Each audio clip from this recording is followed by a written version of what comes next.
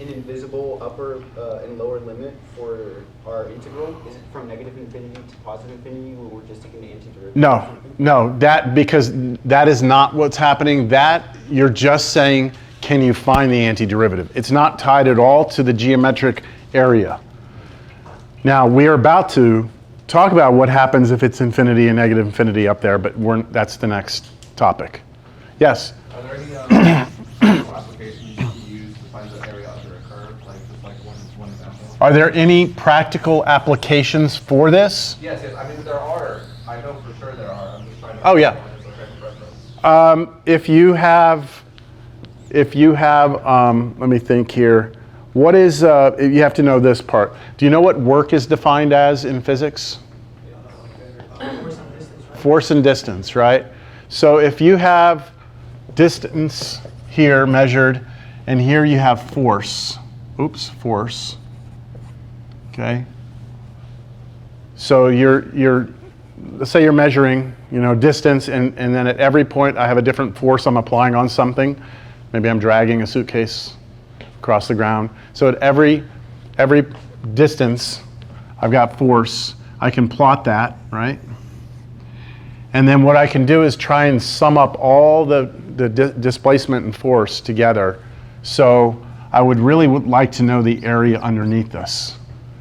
And the area under that would give us the total work we did moving that object. Another example would be if I had time here and I had your speed here, and I plotted that. So that gives me how fast you were going at every point in time. Then the area under that would represent what?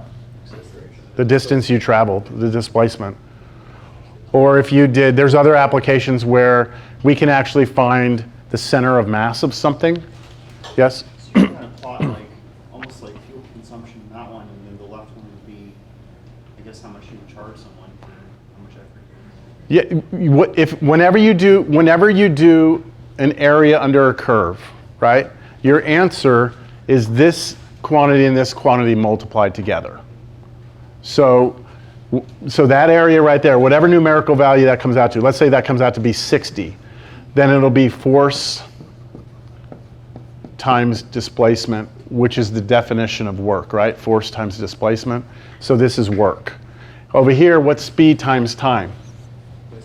Well, speed, what's the definition of speed?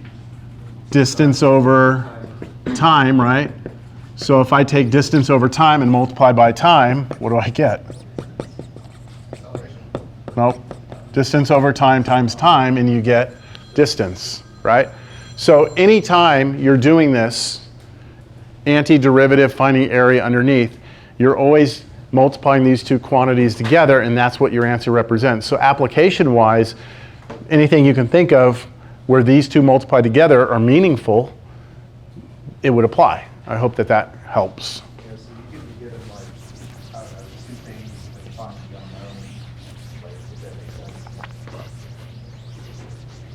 Like you know what I mean? Like if you were trying to find distance, but you had two other variables that you could find, or you can do that pretty much with Anything. Whatever your x and y axis quantities are, those two multiply together. As long as that has some meaning to it, then that would be the application of that area. That's not the only thing. I mean, also, we can actually find areas of things that are not uniformly, like straight edges. I mean, that alone is a big deal.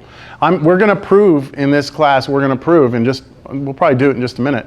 We're going to prove the area of a circle, right? We'll prove that the area of a circle is pi r squared. We can do that easily now with this idea. But we need to get a couple more examples. Okay, wrong class. Let me close this one so I don't reopen it.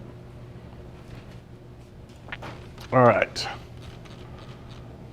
So here's one.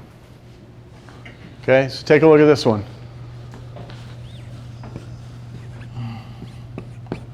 See, there's really nothing new with this topic today, other than the fact, we still need to find antiderivatives. That has not changed.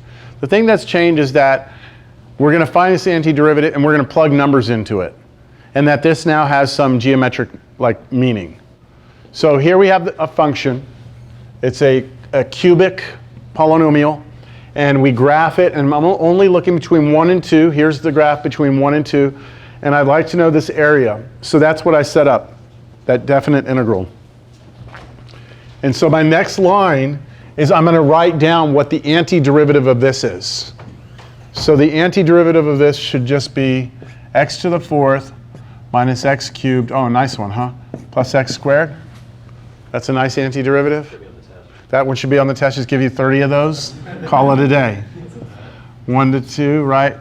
So now we're just keeping track of what needs to be plugged in. I always like to do this on the next step. I like to do 2 sets of parentheses like this. And so I can see, you know, first I'm going to plug in 2, then I'm going to plug in 1, put those together, and then subtract. So 2 goes in there. What's that? 2 to the 4th, 16. 2 cubed, 8. 2 squared, 4. And then 1 goes into those. You get 1 minus 1 plus 1.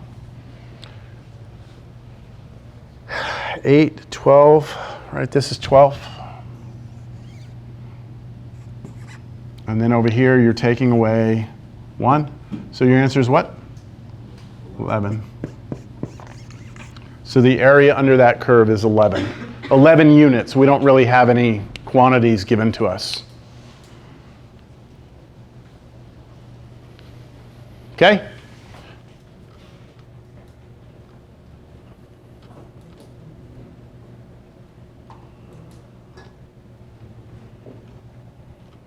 Let's look at that one.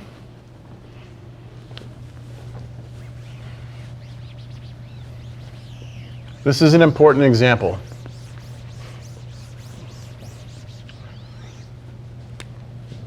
Zero to 2 pi. Yeah, let's see what happens here. So we're taking the cosine function. We're looking between 0 and 2 pi. So notice the way it works.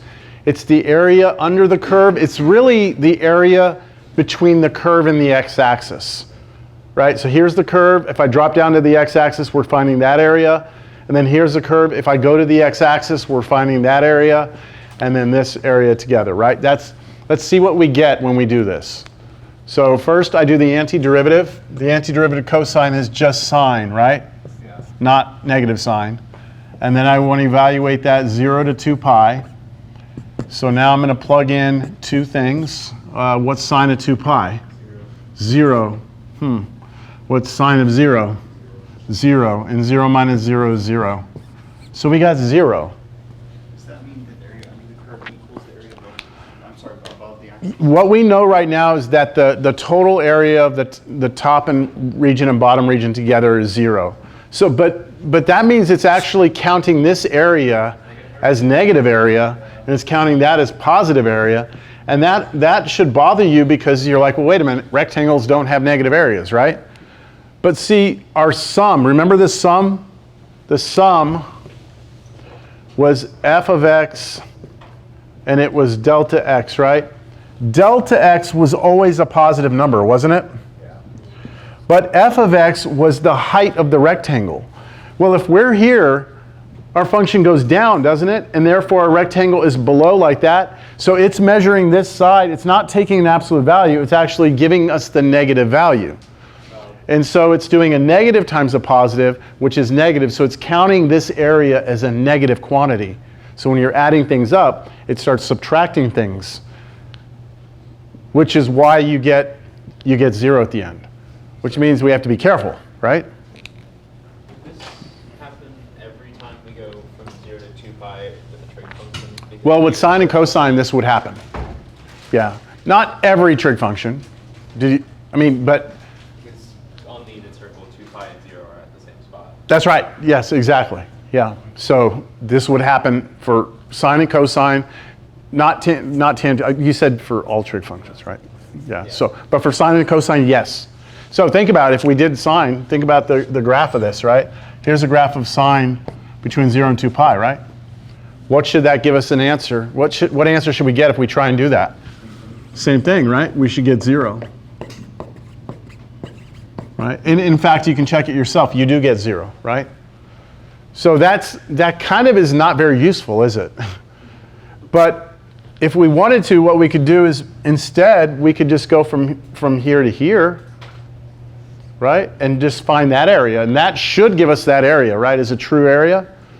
Yeah. That's only if you know to look at the graph. And Yeah, you have to know what the graph looks like.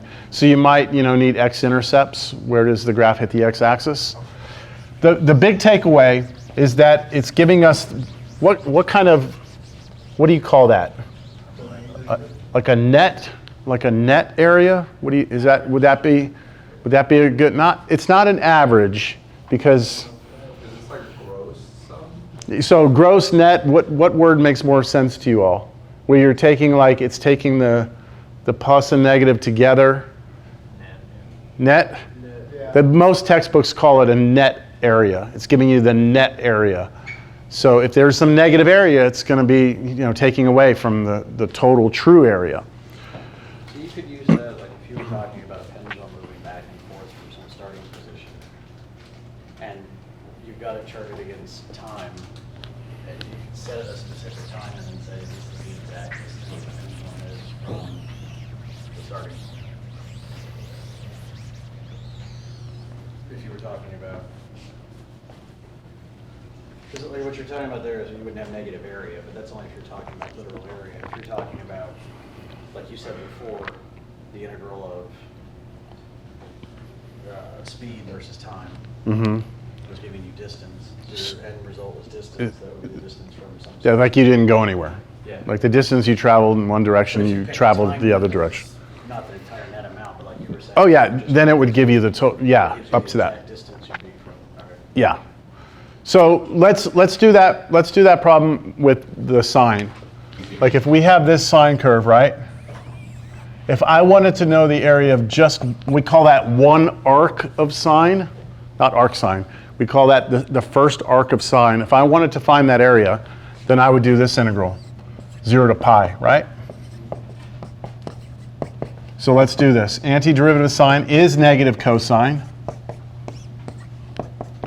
Right? Negative cosine is the antiderivative of sine.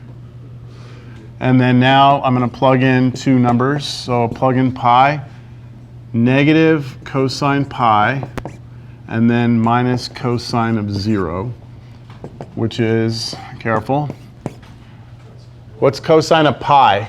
What's cosine of pi? Negative 1, but then negative. So 1. And then what is cosine of 0? 1 and then negative 1 and then positive 1. So what does this turn out to be? Oh, I'll put negative 1 in there. So what does it turn out to be? 2. Y'all see it? That's always bothered me. That the arc of sine has an area that's a nice number. Like to me, that arc should not be, that area to me shouldn't be 2. Like that just, it doesn't seem natural to me that should be 2. Like I want there to be like a pi in there or an e or something like that. Because the area of a circle is pi r squared, right? This is definitely like not a circle, but it's more of a circle than it is a rectangle, But it just turns out to be that. I can't explain it. It is what it is. It Yeah. kind of makes sense because if we measured sine and we were just like, we want the end result to be pretty. So Well, but we didn't make sine to be pretty. We made sine as a natural result of the relationship on a circle. So well, like Newton calculated most of it. So he was just like, okay, well maybe not the Isaac Newton, but Pythagoras was like, okay, well it might as well just be 2. Like, well, we're gonna get 2, and then we're gonna make the curve fit this 2. I don't think that's not where sine came. It wasn't engineered like that. Like let's have 2, then we'll come up with a sine function. It was here's a sine function, and this is a pretty interesting result. Is that the area under one arc is 2? It's just an interesting result because it's not. I don't think it's natural to expect it. All right. What about this one? Oh, wait, so we didn't do anything else with that problem? No. Yeah, we got the area of 2, right? Yeah, so I guess my question with that was, so when we got the 0 originally, that wasn't wrong. No, that was right. Okay. That's right. The point of that is to show you that you have to be careful because any area above the x-axis is counted as positive. Anything below is counted as negative. So just keep that in mind. Look at this one right here. This is not cosine or sine. This is x cosine x, right? So it's a weird looking graph. Now, we want to know what's the net area from here to here, 2 pi. So I'm going to have to do, Integration by parts. yeah, so I first have to find the antiderivative, right? Which means I need to know how to find the antiderivative x cosine x, which means I'm going to need integration by parts.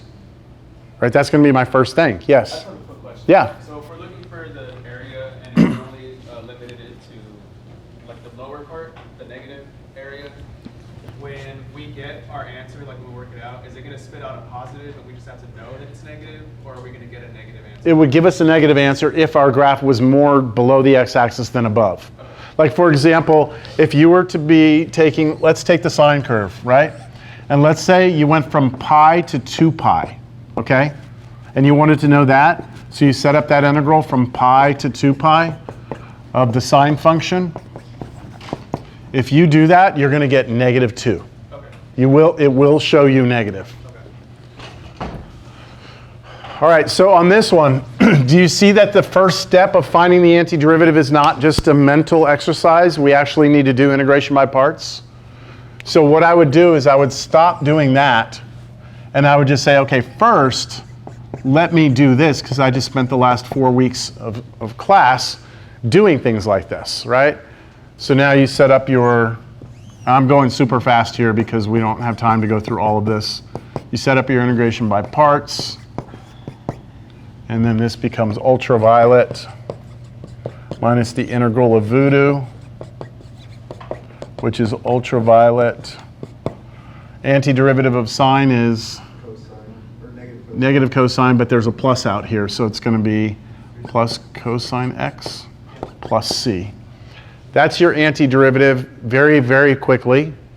Okay, trusting you can all do this now. Okay, so And now that's our antiderivative. I'm going to plug that in up there, but I'm not going to use the plus c. I'm going to use plus 0.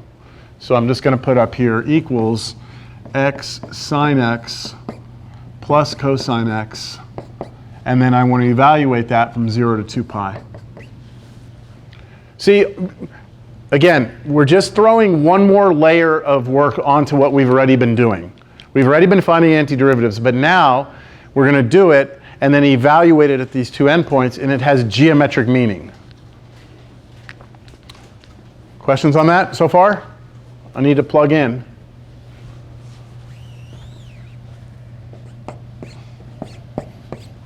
All right, let me plug in 2 pi first. I'm going to have 2 pi sine of 2 pi plus cosine of 2 pi. And then I plug in 0. 0 times sine of 0 plus cosine of 0. do we need to look at the inner circle for this? I hope not. But yeah, if you need to, yes. But on a test, you won't have it. So sine of 2 pi? 0. Cosine of 2 pi? 1. So this all goes to 0. That's a 1. So I get a 1 there minus, okay, over here, well, that's 0, right? Well, let me do it this way. That's 0. And then over here, cosine of 0 is 1. So all of this is 1. 1 minus 1 is 0. So that's kind of odd, but it does turn out that the net area is 0. Wait, what? The net, this and that's positive area, right? That's negative area. But if you add all together, it's going to come out to be 0. Sum. 0 sum, yes.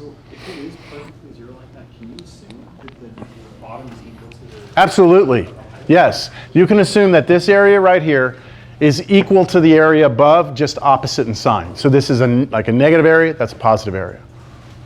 You can assume that, because they have to add up to be 0.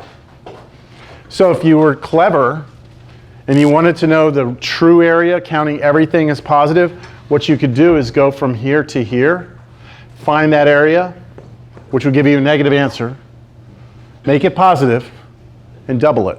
And that would be the area of everything together counted positive. Now the challenge to that would be to figure out what this A and what this B are. What you'd have to do is you'd have to take that equation and set it equal to 0, which is not something I would ask you to do, but that's what you would have to do. Yes? So at higher levels of calculus where you do just want, you don't want negative, you just want to treat all area as just area, Mhm. like, would you take antiderivatives as absolute value? Yeah, you just do the absolute value. Because then what that does is it draws the graph, but everything that used to be below now comes up, like that. So it just pops this thing and reflects it over like that. And now it just gives you the true. But the problem with that is the antiderivative of absolute values are not as simple. So, okay, let's continue. Properties. Properties of the definite integral. The first property says, hey, let's say you want to find the area under some function from a to a. So here's some function. And I want to find the area below it. And I want to go from a to where? A. So I want to find the area of that. Well, that's a line, and lines don't have areas, right? So the area would be 0. That seem reasonable to you as a property? That's one dimension. The second one is a little weird. It says, look, if you want to find the area from A to B, so if I want to find the area from A to B, like this, right? If I want to find that area, that's equivalent to taking the negative area going from B to A. So switching the order, if you switch the order of these, all it does is makes it a negative. Here's why though. Here's why it does it. Remember dx, right? Dx was on those rectangles, dx was the width of this, right? Which we had done by getting remember our very first example, we had a 1 here and we had a 5.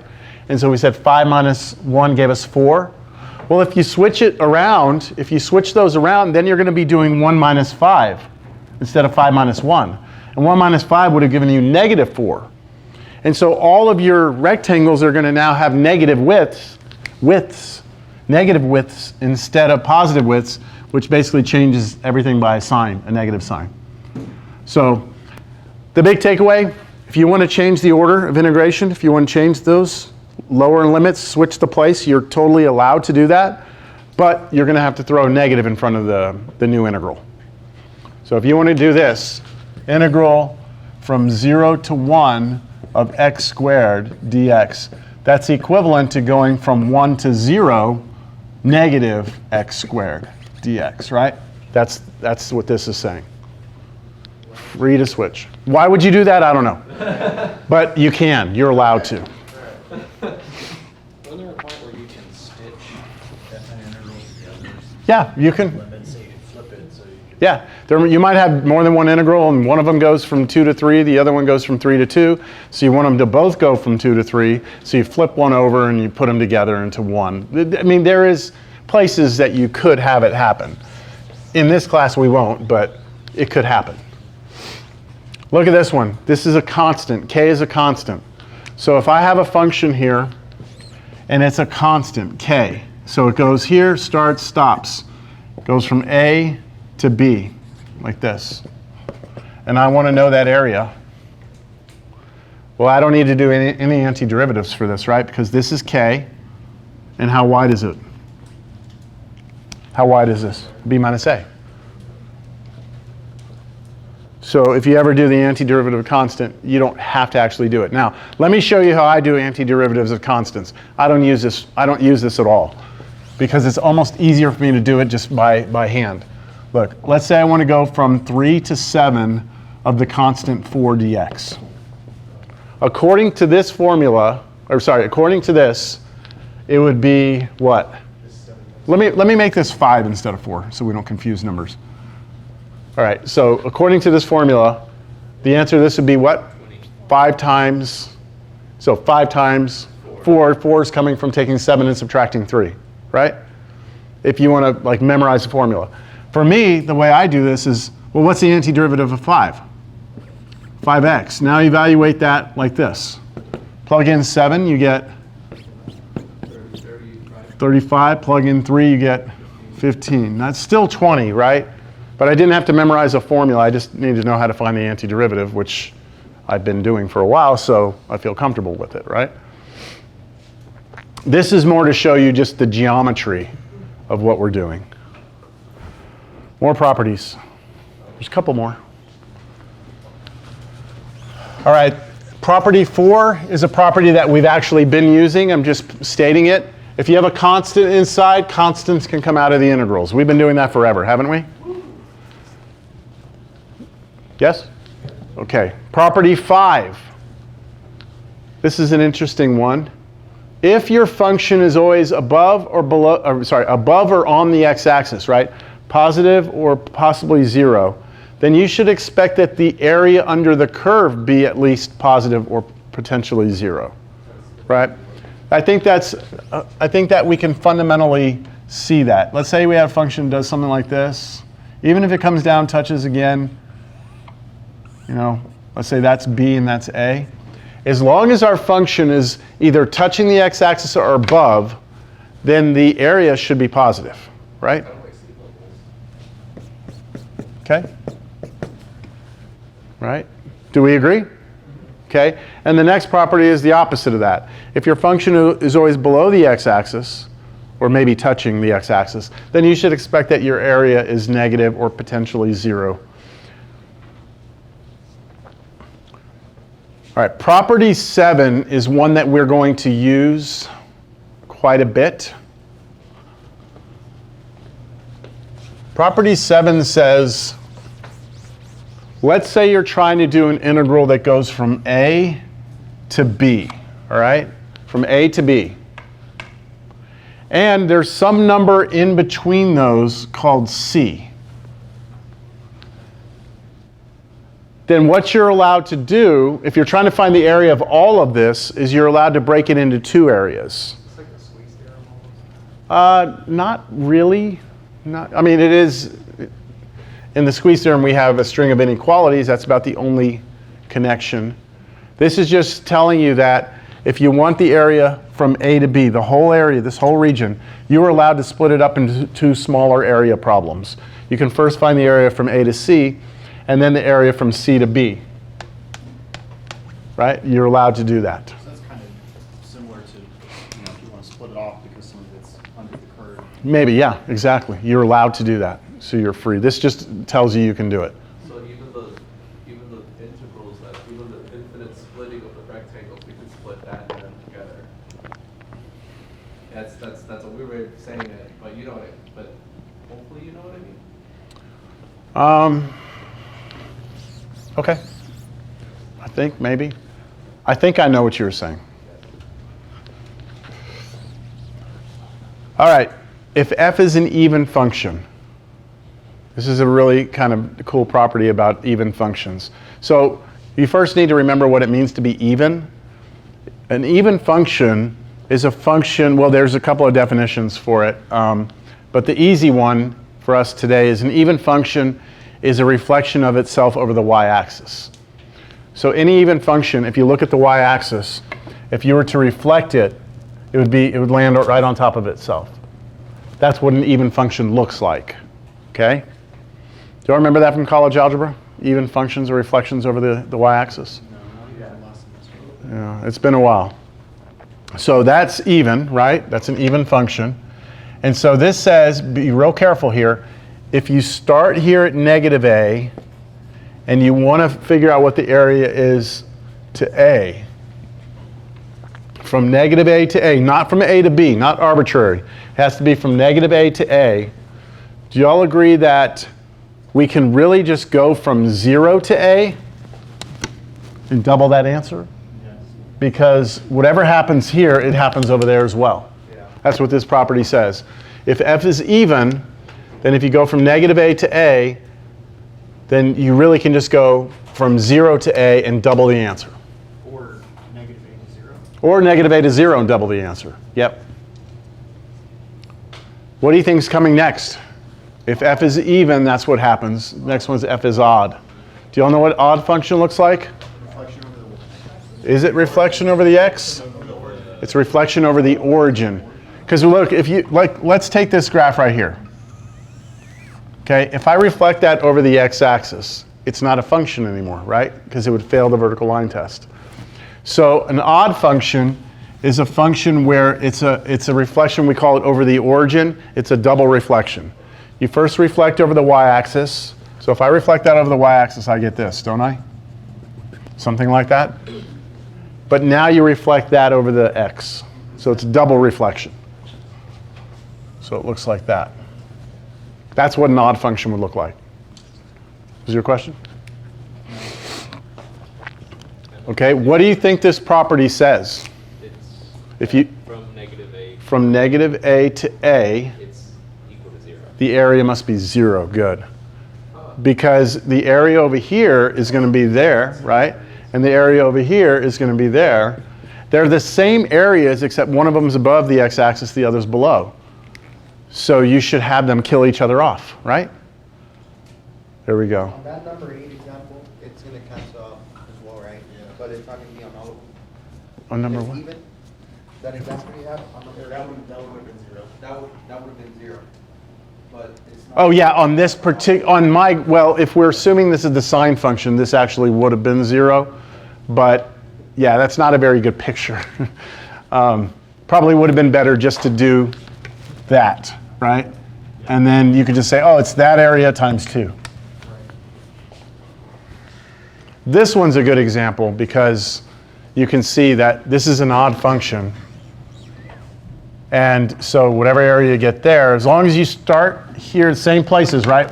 Negative a, positive a, whatever that is will kill off with the other one. All right, that's it. Now, what this homework assignment is here at the end is, do you remember when we were doing all the problems for homework for all the techniques of integration? I said ignore the numbers. I said if you see numbers, you can ignore them. Well, now you can actually go and do those, right? I'm not telling you to go back and do every problem, but I would go back into each section and maybe pick a couple of those problems that had numbers that you ignored. You've already found the antiderivatives, right? But now you just need to plug in the numbers. Make sense? So there's really, I guess the hard part now is, I mean, if there is a hard part, is you just got to plug numbers in. If that's hard, I don't know. So do you want us to do the area? Because I know that sheet did really specify, so I guess we'll just go back and look at it. What sheet specified? This one, the course schedule.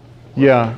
I think it says like 2 weeks. Yeah, you could just go back and look at your schedule and just go through some of the sections and look at, any time you had those numbers that you ignored, just go and try and do it. Yeah.